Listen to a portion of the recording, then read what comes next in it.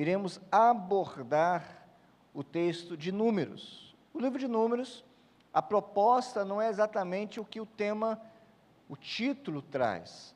Números, lembramos de matemática, só que não é exatamente isto. Leva esse nome porque no texto de Números, no livro de Números, nós temos 2 censos. Logo no primeiro capítulo, depois outro bem no final, onde trata literalmente de saber quantas pessoas tinham no povo de Israel. Só que no livro de Números nós temos muitas histórias. E dentre elas, eu quero ler contigo e meditar nesta palavra, que é o texto de Números capítulo 20, onde vamos falar sobre Cristo, a rocha ferida. Muito bem, texto de Números, que vamos ler juntos, que diz assim: no primeiro mês, toda a comunidade de Israel chegou ao deserto de Zim e ficou em Cádiz. Ali, Miriam morreu e foi sepultada. Não havia água para a comunidade, e o povo se juntou contra Moisés e contra Arão. Discutiram com Moisés e disseram: quem dera tivéssemos morrido quando os nossos irmãos caíram mortos perante o Senhor.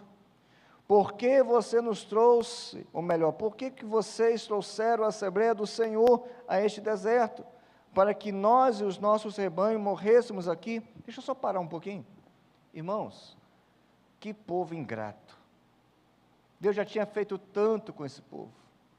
Deus já tinha providenciado, através de eventos miraculosos, lá no Egito, no próprio deserto, e agora estão reclamando, e dizem o seguinte: por que você, Moisés, por que você, Arão, por que vocês nos trouxeram para cá?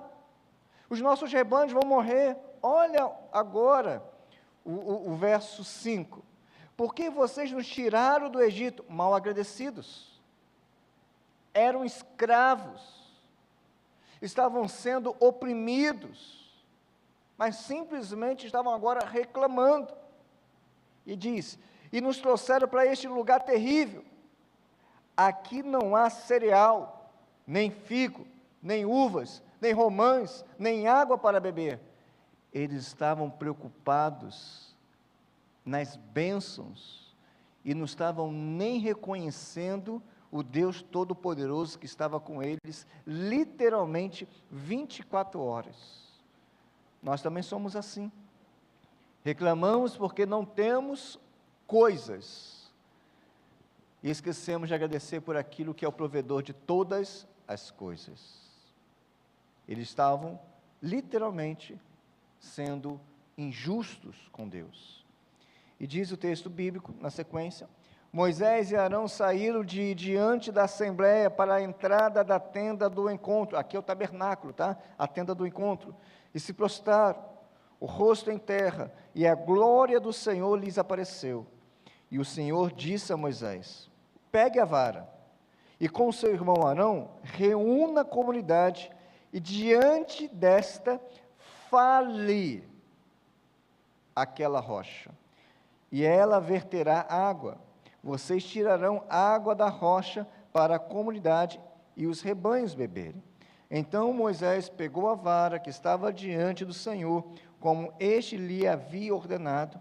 Moisés e Arão reuniram a assembleia em frente da rocha, e Moisés disse: escutem, rebeldes, será que teremos que tirar água desta rocha para lhes dar? Então Moisés ergueu o braço e bateu na rocha 2 vezes com a vara. Jorrou água, e a comunidade e os rebanhos beberam. O Senhor, porém, disse a Moisés e Arão: como vocês não confiaram em mim para honrar minha santidade à vista dos israelitas, vocês não conduzirão esta comunidade para a terra que lhes dou. Essas foram as águas de Meribá, onde os israelitas discutiram com o Senhor e onde ele manifestou sua santidade entre eles. Vamos orar? Senhor, graças te damos, louvado e bendito seja o Senhor desta igreja. o Senhor, provedor de nossas vidas, o Senhor, o dono desta palavra, fale, Deus, a sua igreja, para a glória do teu nome, e que eu venha estar escondido atrás da tua cruz. Oramos em nome e por amor de Cristo Jesus. Amém. Cristo, a rocha ferida. Não é difícil achar no texto bíblico a figura da rocha sendo ela a representação de Deus. Esse texto, ele parece, mas não é, uma duplicação daquilo que aconteceu lá em Êxodo, quando Deus fala para que haja água da rocha, e diz a Moisés, fale a rocha, e naquele momento, naquela situação, Moisés falou a rocha e a água jorrou. Aqui é diferente. Aqui Deus diz, fale, e Moisés bateu. Em muitas passagens das Escrituras, retrata Deus como rocha. Ao olhar 1 Coríntios, capítulo 10, verso 4, fala sobre isso. Lá em Êxodo, como eu citei, capítulo 17, do verso 1 até o verso 7, fala sobre isso. Aqui, em Números 20, é um retrato de Cristo sendo a rocha. E a gente vai verificar como isso acontece. Você nunca pode esquecer da lupa, da lente que temos que olhar a Bíblia. Eu falei isso semana passada, eu quero só reanimar a sua memória. Nós temos que olhar para a Bíblia com pelo menos 4 pontos em nossa mente. Olhar para a Bíblia lendo as Escrituras, lembrando da obra de Cristo, tanto na criação, como no perdão, no caso da queda, lembrar também através da redenção e da consumação. E aí a gente vai ter uma ideia da totalidade. Mas na Bíblia, temos uma outra figura. Além da rocha representar Cristo, a água de beber, a água potável, é símbolo do Espírito Santo, que satisfaz a nossa sede espiritual. Quando o texto aí trabalha isso, trabalha uma necessidade. As pessoas, nós não conseguimos viver sem água. Como hoje também não dá para viver sem a presença de Cristo, pelo menos a verdadeira vida. A nossa alma fica desidratada sem a pessoa do Espírito Santo. Você pode ter tudo, mas sem água você não vai produzir o que agrada a Deus, porque é por meio da água que nós temos a produção. Muito bem, vamos lá. Eis a explicação de que por que Moisés deveria falar a rocha e não feri-la. Eu sei que você já conhece da Bíblia, mas lembrando que a passagem lá dos eventos de Êxodo 17 tem um contraste aqui. Permita-me lembrar, lá no relato de Êxodo, Deus disse a Moisés que ferisse a rocha, que batesse na rocha. Mas o que isso tem a ver? Tem tudo a ver. Simbolizando a morte de nosso Senhor Jesus Cristo.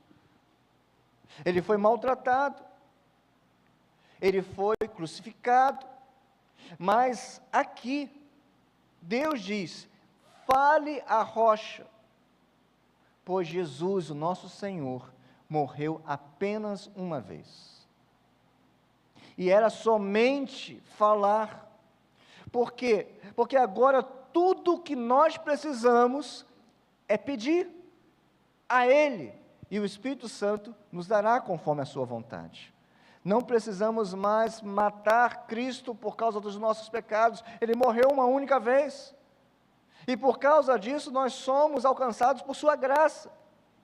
Então aquela atitude de bater na rocha lá em Êxodo 17, simbolizava aquilo que iria acontecer, a morte de Cristo, mas agora não precisamos mais bater na rocha, mas falar, porque Ele na pessoa do Espírito Santo há de nos atender. A pessoa não tem de ser salva várias vezes, bem como não é necessário repetir a dádiva do Espírito Santo. há um equívoco nesse caso que precisa ser entendido. Nós recebemos a pessoa do Espírito Santo, Deus se faz presente, morando em nosso ser, uma única vez, quando aceitamos o convite da graça de Deus. E ali Ele passa a habitar em nós. E ficamos cheios do Espírito Santo diversas vezes, quando pedimos a Ele. Uma coisa é ter o Espírito Santo, a outra é ter a manifestação. O Salmo 106 trata esse episódio. Eu creio que esteja aí, que diz assim, vamos ler juntos? Provocaram a ira de Deus junto às águas de Meribá, e por causa deles, Moisés foi, rebelaram-se contra o Espírito de Deus, e Moisés falou sem refletir. Aqui traz um relato do salmista acerca daquilo. O que aconteceu? Moisés não entrou na terra prometida, e aqui não se lê céu. Terra prometida era o local onde o povo de Deus iria morar. Algumas pessoas falam, mas Moisés não entrou no céu, não tem nada a ver isso. Ele não entrou naquela terra onde Josué e Caleb foram espiar e que deram um relato positivo. É esta terra. Mas o texto diz que rebelaram-se contra quem? Está aí, segundo o versículo. Contra o Espírito de Deus. E Moisés falou sem refletir. A gente vai trabalhar um pouco isso. Mas vamos tentar também entender por meio do apóstolo Paulo, que trata sobre este caso. Diz assim, 1 Coríntios 10, verso 3 a 6. E todos comeram do mesmo alimento espiritual. Verso 4 juntos. E beberam da mesma bebida espiritual, pois bebiam da rocha espiritual que os acompanhavam. E essa rocha era Cristo. Para só um pouquinho. Havia, no entendimento dos judeus, um conceito lendário em que uma rocha seguia o povo. Era uma lenda. Não que o apóstolo Paulo acreditasse nesta lenda. Ele traz à memória os judeus, aplicando esta lenda a esse pensamento. Não era uma rocha que ia seguindo, mas a ideia é a presença de Cristo constante através de uma chamada teofania. O que é isso, pastor? É uma apresentação de Deus através da nuvem, cuidando de dia, o sol escaldante. Nós já falamos sobre isso. Sobre também o povo, havia uma coluna de fogo à noite, aquecendo o povo, porque era frio. E agora nós temos uma terceira figura, a rocha. Cristo, Ele é a nossa rocha. Ele é a rocha que foi rejeitada, mas se tornou pedra de esquina, alicerce da nossa fé. Continuando, contudo, Deus não se agradou da maioria deles. Por isso, tem vida, tem vontade de ler aí? Tem. 5 de novo. Contudo, Deus não se agradou da maioria deles. Por isso, os seus corpos ficaram. Finalmente, o 6.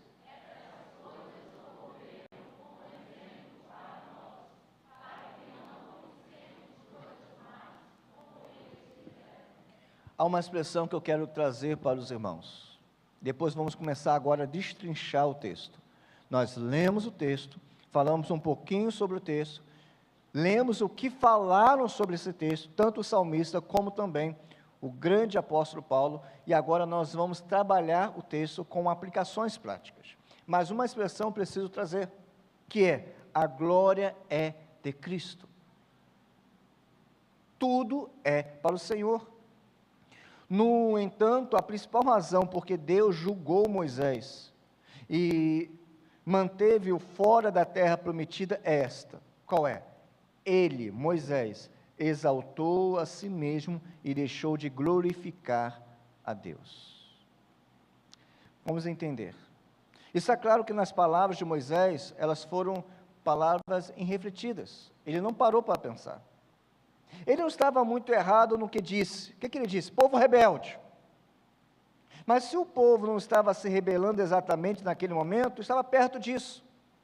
Mas a grande questão não é exatamente essa, que é um erro, mas parece que ele, Moisés, estava convicto de que Deus não lhes daria água. Por quê, pastor? Porque Moisés entendia que eles não mereciam, e eles não mereciam mesmo, como nós não merecemos a água da vida. Mas Cristo veio trazer vida ao nosso coração desidratado do pecado. Então, o que aconteceu? Portanto, ele não estava honrando a Deus ao transmitir ao povo um conceito errado do caráter de Deus. E qual foi o conceito errado acerca do caráter de Deus que Moisés apresentou ao povo quando ele se comportou daquela maneira? A misericórdia por meio da sua santidade.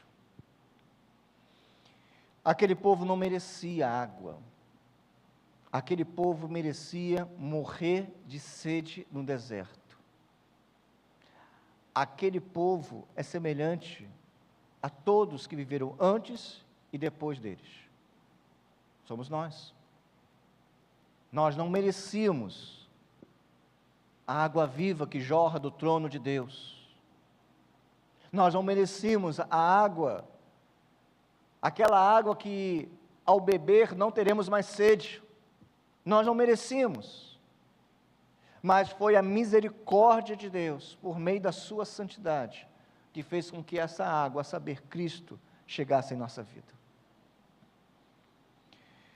Ainda temos a evidência do orgulho de Moisés, junto com uma descrença nesse episódio. Olha o verso 11, verso 12, diz sobre isso.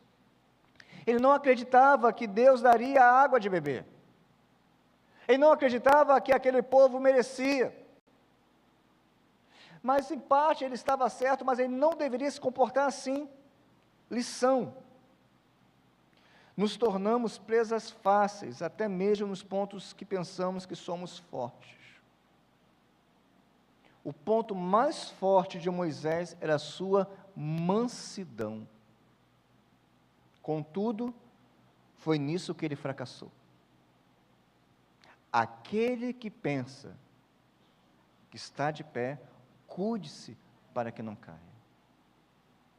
No ponto mais forte da personalidade de Moisés, onde ele não pensaria que seria abalado, foi exatamente nesse tripé, nesse calcanhar de Aquiles, que ele foi perfurado, onde a sua alma foi perfurada. Ele deveria exercer a mansidão porque ele era muito manso, diz a palavra. Mas chegou um momento que ele perdeu a estribeira. Ao invés de seguir a orientação de Deus, pastor, parece um detalhe, mas não é detalhe. As ordens de Deus precisam ser cumpridas em cada ponto. Você leu, você viu? Que Deus até metragem ele fazia para que as pessoas construíssem o que ele mandava com exatidão. Pega o tabernáculo, era metro para ali, metro para cá, era cor de tecido, tudo bem detalhado. Olha a natureza. Deus, ele esculpiu as montanhas, ele coloriu então as flores, as aves, os peixes. O nosso Deus, ele é detalhista, e ele requer de nós atenção e cumprimento de sua vontade. Pode ser que a autossuficiência levou Moisés a pensar que poderia lidar com aquela situação, não se submetendo a Deus, porque ele era manso. Não confie nem mesmo na sua melhor qualidade, porque o pecado ele vem e fere a nossa alma. Lá no Novo Testamento nós temos exemplo disso. Se eu perguntasse a você, dentre os discípulos, qual seria o discípulo mais corajoso? Você falaria Pedro, homem brabo, tinha uma espada, uma adaga junto com ele. Pedro foi um homem valente, contudo, ele fracassou exatamente nesse ponto, quando negou o Senhor Jesus Cristo. Valentia demais, mas na hora de falar, eu sou seguidor de Cristo, ele não disse, ele negou, e não uma vez. Se atente, a autossuficiência nos leva à desgraça. Lição: a menos que glorifiquemos a Deus em tudo o que fazemos, nossa força não representa nada. Eu disse o quê? Nada. É como um arco quebrado numa batalha. Não serve para nada. Apesar da desobediência de Moisés, olha só a misericórdia de Deus. Apesar do povo lá rebelde, sim, apesar da desobediência de Moisés, a rocha forneceu água com fartura. Aí sim, o Senhor manifestou a sua santidade entre eles. Mas Moisés e Arão foram proibidos de conduzir o povo para a terra prometida. O que isso me ensina? O que isso nos ensina? Lição: que a bênção nem sempre quer dizer a aprovação divina. Que nem sempre você ter quer dizer que Deus está aprovando. Que a bênção nem sempre é prova da aprovação divina. Nem sempre. Eles tiveram água no deserto? Sim ou não, gente? Sim. Mas não estavam sendo aprovados por Deus. Beberam da água, mas não beberam da aprovação de Deus. É possível a pessoa ser abençoada em áreas distintas de sua vida e mesmo assim não ser aprovada por Deus. Não olhe pensando que riquezas, bens, condições, saúde, que quer dizer sinônimo, quer ser exatamente o seguinte: bênção de Deus. Não quer dizer isso. Pode ser? Pode, mas não necessariamente. Olha o que diz o texto: por causa deles, Moisés foi castigado, diz o salmista. Depois você pode conferir em vários outros textos, por exemplo, Deuteronômio, capítulo 1, verso 37. O que eu aprendo com isto? Se a incredulidade, porque Moisés não creu em Deus, tanto que ele bateu, vou ver se sai água aqui pela minha força. É assim que nós fazemos às vezes. Oramos, mas queremos bater. Esse bater quer dizer agir com a nossa força. Oramos, mas não confiamos. Deixa eu bater aqui para ver se sai alguma coisa. Deixa eu extravasar também a minha ira, a minha falta de confiança em Deus. Se a incredulidade de Moisés tivesse ficado sem castigo, sem disciplina, o povo teria endurecido o seu coração na sua própria transgressão. Uma pessoa livre nas suas próprias transgressões, uma pessoa mergulhada no seu próprio pecado, essa pessoa não tem resgate mais. Quando Deus deseja punir, não quer dizer que Deus vai disciplinar. Não é exatamente assim. A punição final de Deus é liberar essa própria pessoa nos seus próprios pecados. Em outras palavras, é como deixar de lado. Vá lá. Pode fazer o que você quer, porque você está mergulhando na lama do pecado. Por causa deles, portanto, era impossível deixar passar essa situação. Deus tinha que disciplinar Moisés e Arão. Lição para mim e para você: somos disciplinados não somente por nossos erros, mas para que eles sirvam de orientação a outros. Os nossos erros também são pedagógicos. Eles não somente nos ensinam, mas ensinam quem? A outros. Não é assim que acontece?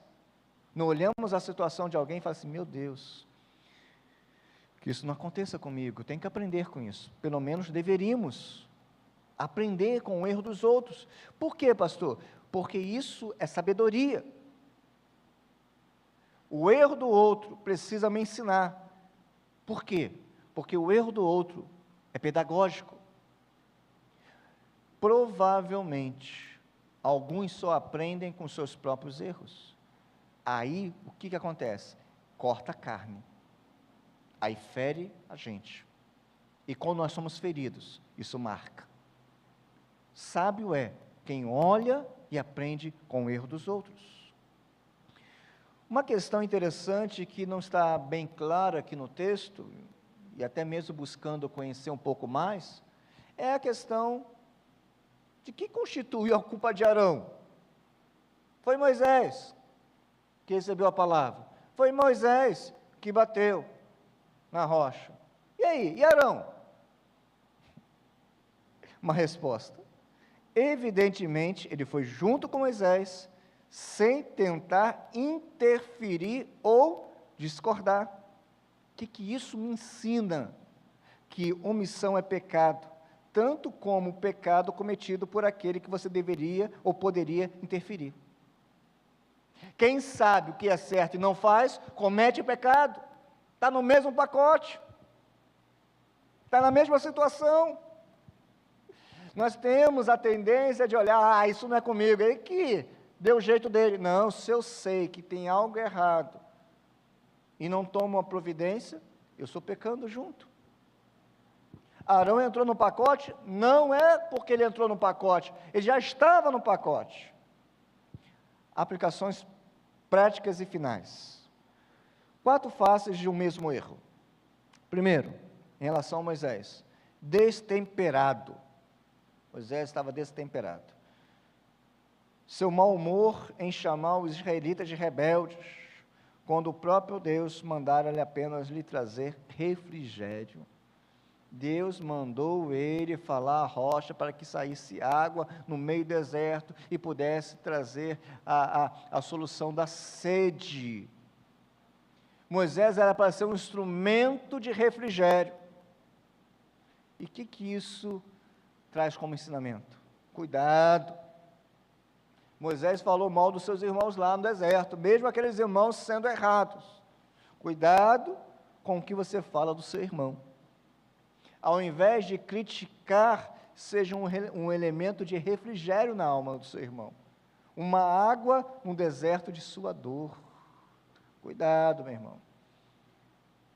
Às vezes nós pensamos que, entre aspas, e outras aspas, que os pecadinhos não desagradam a Deus. É lógico que sabemos que não existe pecado, pecadinho ou pecadão. Eu estou brincando aqui nesta fala. Um comentário, uma postura, Deus não se agrada disso. Porque assim como eu sou, você também é a imagem e feitura de Deus. Não deve ser motivo de chacota. Segundo, em relação a Moisés, primeiro o quê? Ele é o quê? Foi destemperado. Segundo, empoderado. É uma palavra aí que o pessoal gosta de usar. No pensamento de Moisés, aparentemente, a água dependia do seu poder, dele e de Arão. Porque o texto diz, você acha que nós iremos tirar a água? Nós iremos tirar a água da pedra? Ele não tinha que falar assim. Não era ele, era Deus. Por que ele não falou Senhor? Por que ele falou nós? Não se permita subtrair, desviar ou até mesmo ocultar a glória de Deus em sua vida. Glorifique a Deus, exalte a Deus, bendiga o Senhor, em todos os momentos. Se você tem um trabalho, é porque Deus te deu. Se você tem condições de estar aqui, é porque Deus te sustentou. Nós levantamos de nossas camas nesta manhã, porque o Senhor nos deu condições. Tudo o que temos, tudo o que somos, vem de Deus. Exalte ao Senhor, glorifique, não oculte a glória de Deus na sua vida, testemunhe desse Deus maravilhoso. Fale em tempo e fora de tempo. Admoeste, ensine o que? Aquilo que Deus tem feito. Mas Moisés guardou para si. Isso não foi uma coisa boa. Terceiro, que diz aí? Foi desvirtuado. Ele feriu a rocha quando a ordem divina era falar a rocha. Ele simplesmente perdeu o rumo. Em relação a isso, gosto do que disse o Dr. Russell Shedd. Lerei. Russell Shedd disse o seguinte: a rocha aqui é a figura de Cristo, como bem sabemos. Paulo diz isso lá em 1 Coríntios capítulo 10, verso 4, que foi ferido uma vez para nós, e agora só resta a oração da fé, pela qual entramos em acordo com Ele.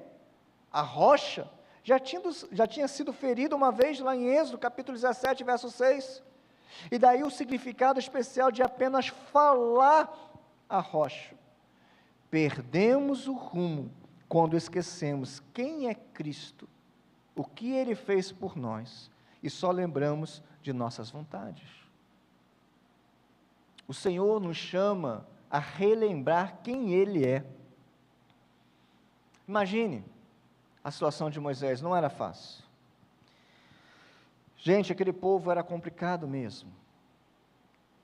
O povo reclamava dia e noite. Deus supria a necessidade. Deus mandava maná, pão do céu. Deus mandava codornas. Deus mandava água da rocha. Deus mandava uma sombra contínua durante o dia. E um sistema de aquecimento à noite. A Bíblia diz que a roupa não se gastava. Eles tinham toda a provisão, mas toda hora estavam reclamando, e toda hora chegavam para se queixar com Moisés. Moisés era um homem mais manso que já existiu, muito manso, mas ele perdeu o rumo. Isso nos ensina que as circunstâncias ao nosso redor tentam nos tirar daquilo que Deus esculpiu no nosso caráter. Cuidado com isso. Não perca o rumo. Não se deixe levar, e o se deixar levar aqui é se dobrar, é se permitir ser aquilo que Deus não quer que você seja. Ah, pastor, sair da graça. O crente não sai da graça. O crente que sai da graça, ele não causa graça na face de Deus. Deus não ri, Deus não fica feliz com esse crente. Nós somos feituras que devem refletir a glória de Deus em todos os momentos. Ainda para terminar, o verso 13 do capítulo 20 ainda diz assim: e essas foram as águas de Meribá, onde os israelitas discutiram com o Senhor e onde se manifestou sua santidade entre eles. Quarto e último, ele foi alterado. O comportamento acima não reflete a atitude de um homem que deveria refletir o amor de Deus. Nós somos chamados para sermos luzeiros, somos chamados para sermos aqueles que vão refletir Cristo. Amar e cuidar dos nossos irmãos, e muito menos, nós somos chamados para viver com os nossos irmãos. Temos que amar. Amar as pessoas fáceis de receber amor é a coisa mais simples do mundo. Amar os difíceis, não olha para o lado não que pega mal. Aí é complicado. Perdoar quem nós amamos? Fácil. Perdoar quem nos persegue? Quem fala mal? Quem nos maltrata? Isso é cristianismo. A outra coisa é filosofia de vida. Isso é cristianismo. Amar os amargos, o Senhor nos chama a adoçar a vida deles. Não esqueça que Meribá quer dizer contendas. Tudo o que o diabo quer é colocar contendas no meio do seu povo, ao invés da glorificação do nome do Senhor Jesus Cristo. Não sejamos Meribás, Não sejamos pessoas de contenda, mas como diz já a palavra, nós somos pacificadores, nós somos glorificadores, ou seja, nós somos aqueles que glorificam o nome do Senhor. Você foi chamado para viver na rocha dos séculos, que é Cristo Jesus. Ele morreu uma única vez, agora não precisamos bater, é só falar, que através do Espírito Santo, Deus vai agir em nossas vidas. Que o Senhor possa, por meio da ação do Espírito Santo, fecundar em nosso coração a semente que foi lançada. Vamos orar ao nosso Deus? Você pode orar ao Senhor nesse momento? Saber que, por meio da sua palavra, o Senhor nos tratou. Saber que, por meio da sua palavra, o Senhor trouxe verdades eternas. Saber que, por meio da sua palavra, o Senhor trouxe lucidez à nossa alma, naquilo que estávamos em escuridão. Que não sejamos conforme aquele povo do passado, que ao olhar para o passado, para os erros do passado, vemos aprender e a viver de forma reta a vereda da vida. Senhor nosso Deus e Pai, toma-nos nesta noite, que o nosso coração seja um coração desejoso de glorificar o Seu nome, de honrar o Senhor. Tira todo o sentimento de prepotência. Não permita que sejamos enganados até mesmo pelo nosso ponto mais forte em nosso caráter. Ó Deus, que a nossa força não venha de nossos braços, mas de nossos joelhos prostrados no Senhor. Que ao olhar para Ti, tenhamos a referência que Tu és o Cristo, o Filho de Deus vivo, a rocha dos séculos, que alimenta a sede da nossa alma. Ó Deus, traga lucidez e clareza aos nossos passos.